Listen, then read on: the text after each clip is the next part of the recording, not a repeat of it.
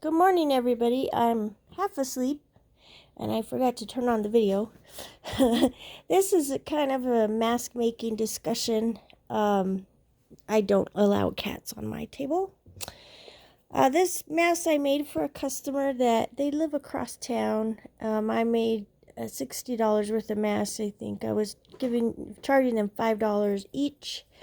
And I told them I was happy to deliver since they bought so many masks. But they live across town, and I've made about 5 trips out there.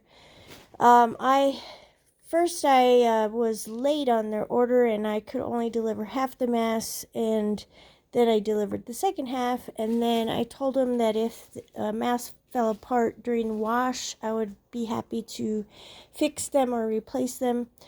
Which I think is a good deal for a $5 mask. So they were really happy with the mask. This is exactly what they wanted, and he returned 4 masks that he thought needed to be redone, and that's what I want to talk about in this video. So this is oh, no cats on the table. Get down. Hang on. Okay, this is an accordion mask. The cut is 9 by 7 inches, and then it's a double ply, so there's 2 layers, and do an accordion style, and then I have straps of the same fabric. And when I originally started making this mask, I didn't really know what I was doing, and I was reading some instructions on this that weren't clear, and it said to make a pocket on top, and that's what I did. But this pocket kind of interferes with the straps, so I didn't have wire at that time. So I had been making some of these masks, and all the masks that I wear right now to work are this mask, some with and without wire, but they're basically this exact mask, and I don't have any problems with them at all. Actually, they fit me really well, and I wash them every day, and I have patterns, and I love them really. So about a week into making these masks for this customer, because I was already halfway or completely constructed these masks, and then I received the wire, so I decided to put wire in, and I think the second half of his order has wire and the first half didn't have wire. So the ones that had wire were the ones that he had the problem with, and I want to talk to you about that. This is one of his masks that he returned. I ended up remaking it. I have a little bit different design that wouldn't cause this problem, but this particular mask I don't have any problem with. The customer had a problem with it. So I tried to make the pocket like I didn't really know what I was doing. Now I know a little bit more, and my pocket is now in the middle right here where there's a little opening here. But in this older mask, it's on top. So the fabric is hemmed right here. It's actually double hemmed. So I think that's a really nice finish right here, and then you can just open it up and put things in there. And this is the other double hem. And I had been trying to figure out how to fix this for a while, and this is really the best I've done with this kind of style. So the wire is inside. It's actually on this side, closer to this side, and you can't see it really, but I'll bend it here. And this is how it would go on the nose. Now when you put it on and you bend it on the nose, everything should fold down. So that's closed. There shouldn't be any problem, and when I wear it, I don't have any problem with it. I would have thought the only problem would be that it's hard to put something into this pocket.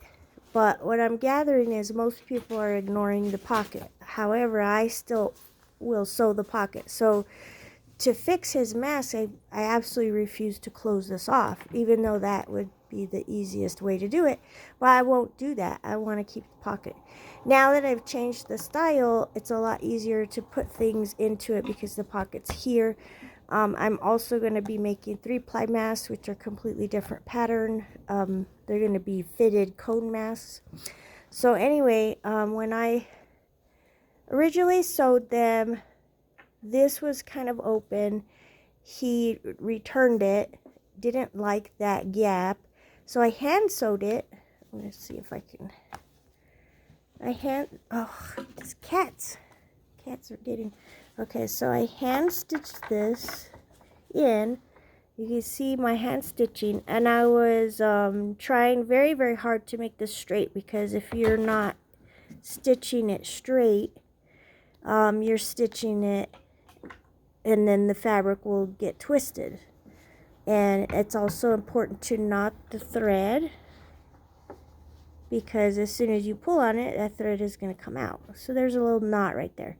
Now it's very hard for me. I guess I have kind of big fingers, and I want to hide that knot, but this was the best I could do.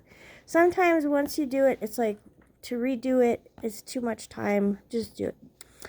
The other thing about stitching this is when I tried to stitch it, I tried to stitch this part and I hide these seams. So these guys are really tacked down, and this one has thread, because it's probably one reason why he returned it.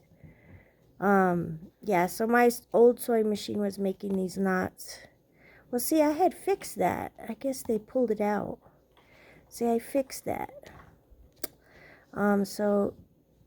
Anyway, so this stitch is on top of that, over this. All of the ends of this fabric is hidden inside here. Okay, and then, but this is a finished edge.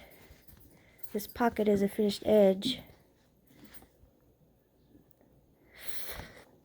So, you know, I thought it was the best that I could do. Here's the hand stitching again.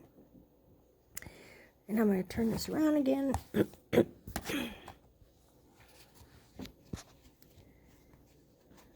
I guess this is a video on what not to do.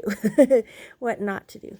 So even though this looks fine, and this does look fine to me, the customer just didn't like it for whatever reason. Just thought it was defective. So if you open this up, you can see my hand stitching. The hand stitching is closing off the gap on the other side, which the customer had a problem with. I don't have a problem with it, because if you put it on your face and you put it on properly, that's all folded down and closed. And so I hand stitched this, and you can see there's a raw edge here. Now if you're washing this, after a while, over time, maybe 6 months to a year, you will probably start to see some threads kind of hanging out of this. But that's a while. This isn't going anywhere, because this piece is kind of a short distance. These threads are really tacked down. Unless you're in here with your fingers yanking on stuff, this isn't going anywhere. So there's a little thread right here. Okay, but there's a knot right there. I think this is the end of where, yeah, so there's a knot right there when I sewed it. And these are hard to do, you know. I want to make the knot really close to the fabric so it's tight, and then I don't want to clip too close, because then I'll cut the knot off. So I guess I should have clipped that right here, and I should have clipped that right here, but they see this and they think this is defective. So it's a handmade item. So this is the kind of thing you're going to see with hand sewing, but you are folding it. Nobody sees that on your face. And besides, the rest of it looks really good. So, I didn't think it was a problem, honestly. Okay. And they're really wonderful people. I'm not saying they're too picky or anything. I think they just don't understand hand sewn items or homemade items. Okay. So, and there's the pocket, and this was important, and I always do this. I always finish these edges right here. Now the other thing, and here's the wire is inside, and I didn't really yank it out, but I'll show you. The wire is tucked inside here, and it's a little shiny. You can see it. They probably saw that and they didn't like that. But that's not going anywhere. You see? And then it has glue on it and it's stuck to the fabric. And in the other mask I'll show you, they started yanking the wire out, and that's when you can't really go back. So what I do is I'll try to stitch as close to the edge as possible right here, and that keeps this from, you know, pulling out. Eventually will wear out and pull out. And then I close this off in case that wire, which, you know, like it's going to be like a year, gets loose and starts sliding around. This is going to stop it from doing that. Okay, so this is one of the masks that they returned. If you put it on your face, if you iron this isn't ironed, but you wash it, you iron it, and you press this down, that's basically going to look like it's sewn down. Oh no, you're not supposed to be there. Okay, then when you put on your face, and this is to the inside because you don't want that showing, go like that. You know, and don't move it around. And then this is what the outside looks like.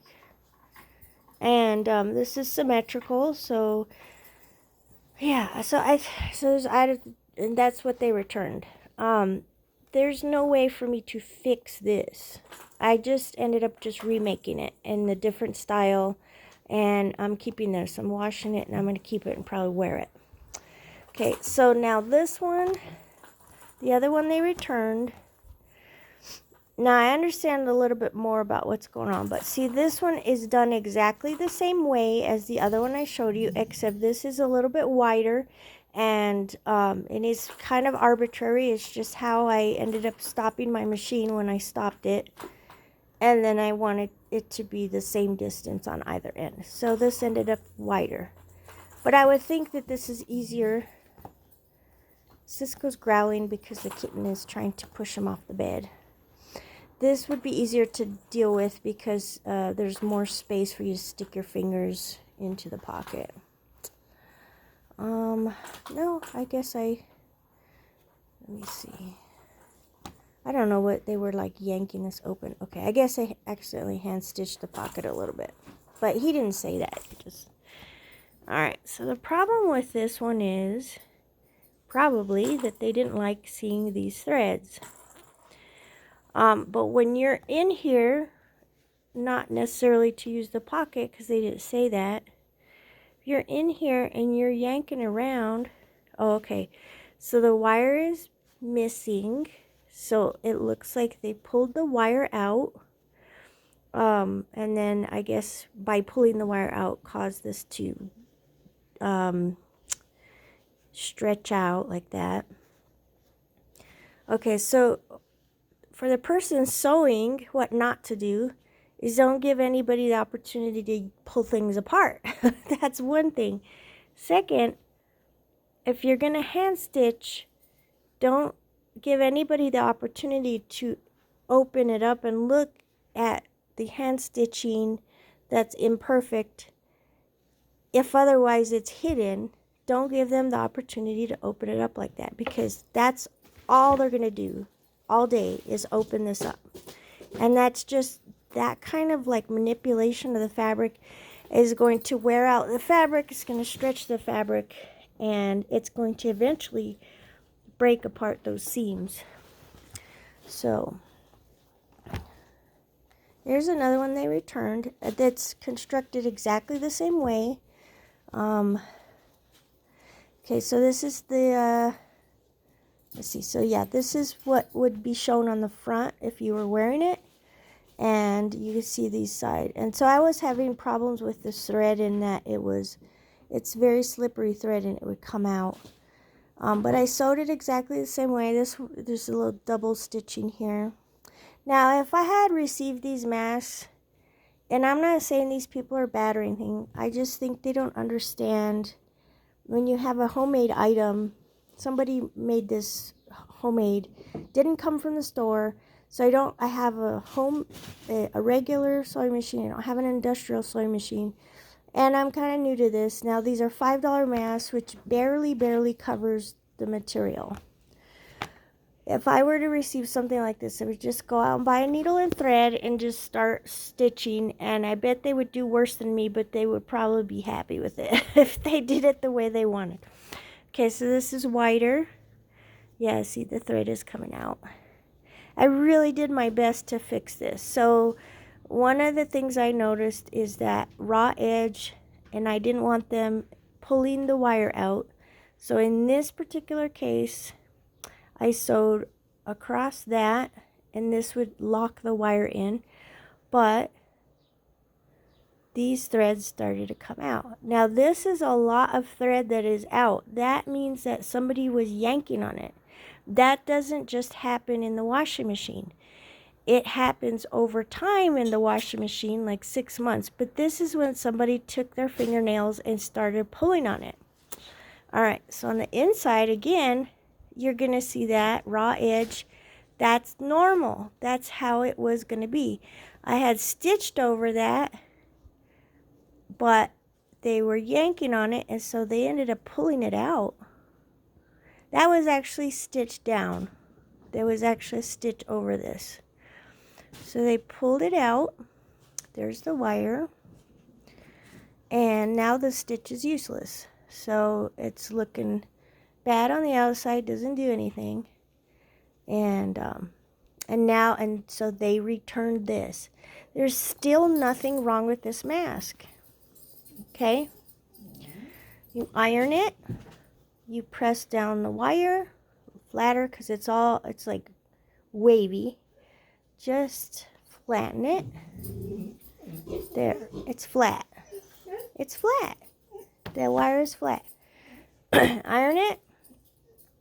Again, you can take a little needle and thread, or you can take a little scissors, clip that. Who cares? Who cares that if that ends there? Okay. You know, nobody can see that because actually, cats are running around on my feet. You guys, ouch, ouch, don't climb my leg. Okay, nobody can see that when you're wearing it on your face. Okay, but people can see it if you don't clip that. Okay, so anyways, if you iron that flat, that will be closed. If you're not going to use the pocket, you can hand stitch this closed. But there's a pocket, and this is finished, and this is important that this is hemmed, and this is folded over twice. All right, they returned this mask. You can see that there's nothing wrong with all 3 of those masks. All right, here's the 4th mask they returned, and actually I was intending to return that red one without fixing it and telling them there's nothing wrong with it, but I think I forgot to put that back in the bag. So now he's short a mask. And he's been a nice guy, really. But too much fuss over, you know, just, I don't know. Anyway. You know, I really have spent a lot of time, way too much time on these masks than I ever intended. And it's my fault because of what I did. So the mailman drove by. So this video is like, here's what not to do when you're making your mask. All right, he returned this one. You can see all the other seams are tight. Things are just even. This is all tucked in. Both sides. You know, everything looks good otherwise. And I guess he's probably washed them at least twice, maybe 3 times.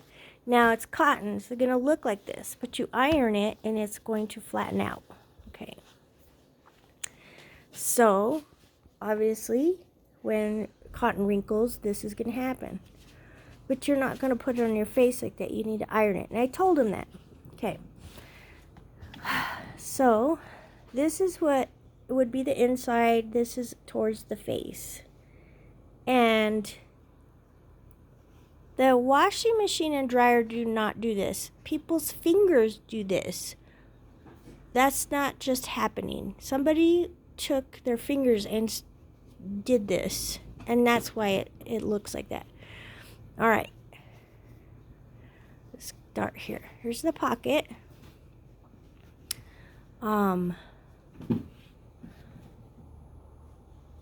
There's my hand stitching. The hand stitching was intended to keep the wire inside so that they wouldn't yank the wire out. You see my thread is blue on the hand stitching. That hand stitching thread is completely hidden, and I was very careful.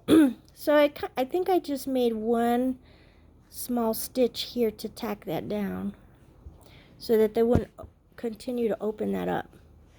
And, you know, it looks like they tried. They were like trying to open this up. There's nothing in here to get into. This is why I'm making this video. Is don't give your customer the opportunity to go seek and explore your mask. So lesson learned. And like I said, the washer doesn't do this. People's fingers do this. What happened was when you get your fingers in there, start pulling on it, it stretches the fiber. It starts pulling threads out. And then the fabric is going to end up laying like that. And then no amount of ironing is going to get that back the way it was. And that's the problem, is they couldn't get it back.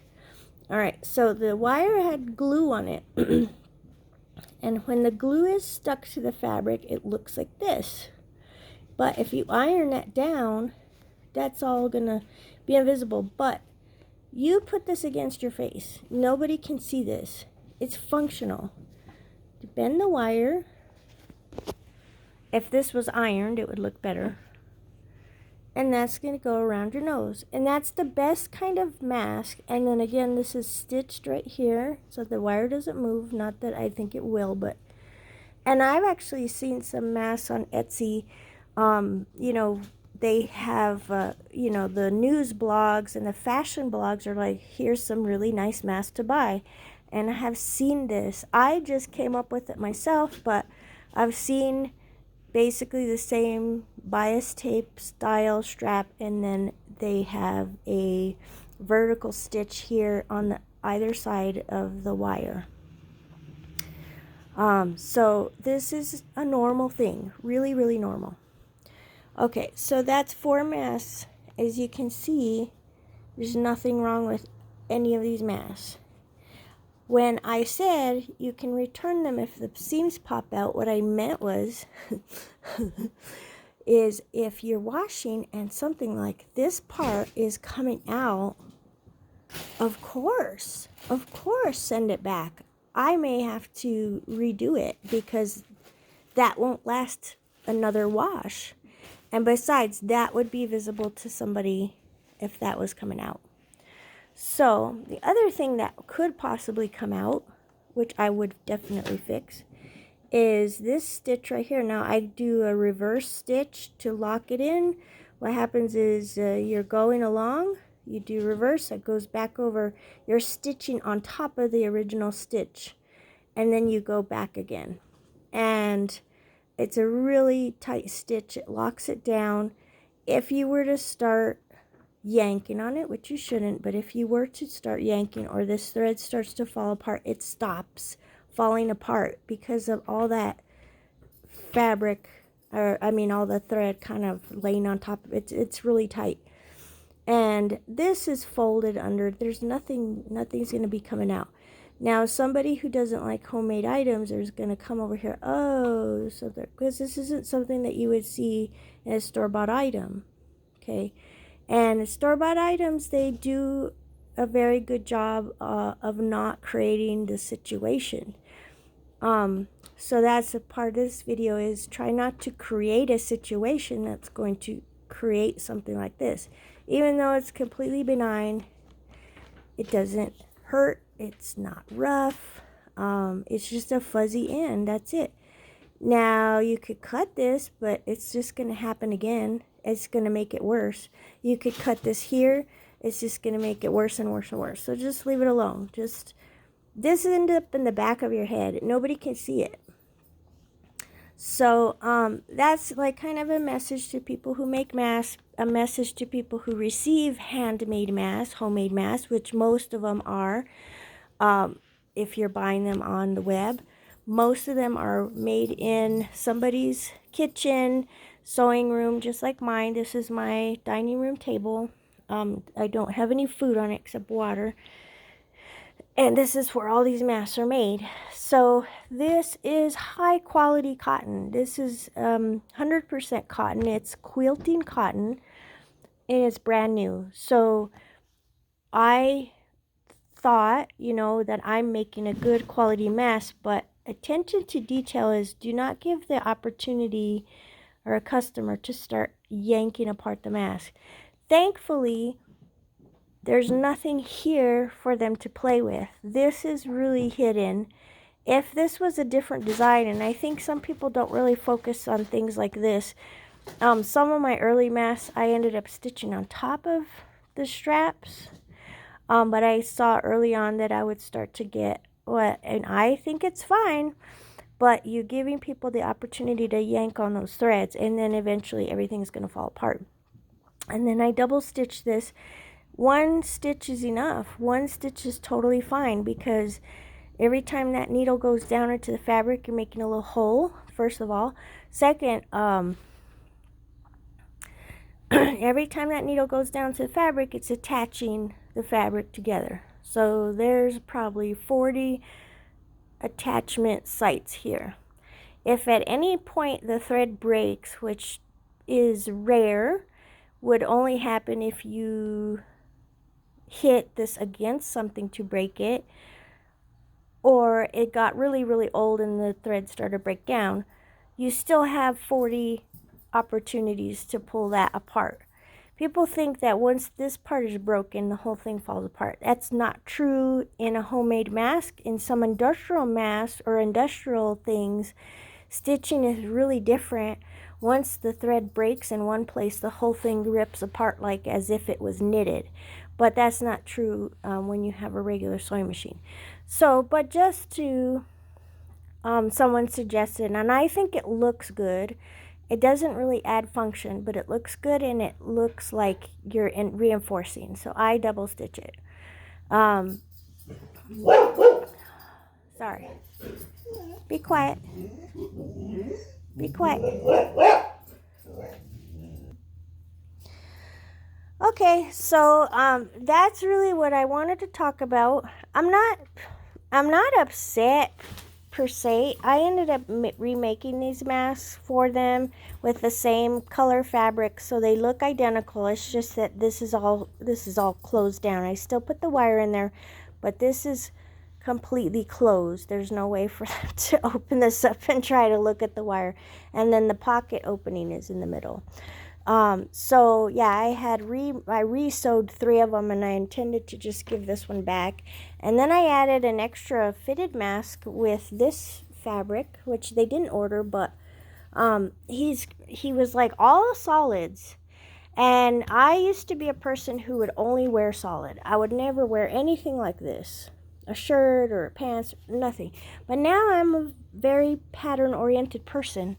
I love patterns. And I'll wear a shirt like this now. But maybe 10 years ago, I would never wear a shirt like that. So people are kind of different tastes. He wanted all solids, and that's great. That's fine. We can do that. But I gave him a mask that with this, and I thought, I like it. So I was hoping maybe he could think out of the box a little bit. And then if he likes it, if he likes a new mask, maybe he'll order more, or maybe he can talk to his friends and order more. So I was super nice about it, didn't fight with him about it. But I made this, I doubt that he will ever see this video, but I made this for the mask makers. Like, don't give the customer an opportunity. Like, if you think it's fine, if it works for you and you would be okay with it, you kind of have to like go the extra mile for a customer, because I think sometimes customers, when they're paying for something, even if it's $5, it doesn't matter if it's 25 cents, they want to make sure that they got something that's going to last, because they don't want to buy it again. And people are just kind of funny like that. They want, if they buy something, they want it to be exactly what they want. So, but in today's age, and I'm not saying they're bad people or anything, but I'm like, you're gonna have to like deal with it. Now I could make him additional masks for additional money. I probably won't deliver them again. I will probably have him pick them up. But the new masks, I'm pretty confident, are not going to have any problems, and so I'm going to have fewer and fewer redos. I had to redo another set, and I've made a lot of masks, so not all the masks where they asked me to redo all the masks because they're fine. But I had another customer that she was also, she would put the mask on, but the shape of her face was forcing this thing open, and I really can't explain it, except she had a nose that was angled different. So it wouldn't go over her nose the way it went over my nose. So it was, when she'd put it on, it would force this gap open. So that's the reason why I redesigned this, and I don't ever have that gap ever again. And I'll never have a gap ever again on anything I sew. Alright, well, I hope this video was informative to anybody who's going to watch it. Don't have a lot of people watching my videos, but if you're a mask maker, keep going, keep practicing. It's taken me a while to get better and better, but if you're interested in getting the best mask possible, then you need to keep practicing. Okay, take care, bye-bye.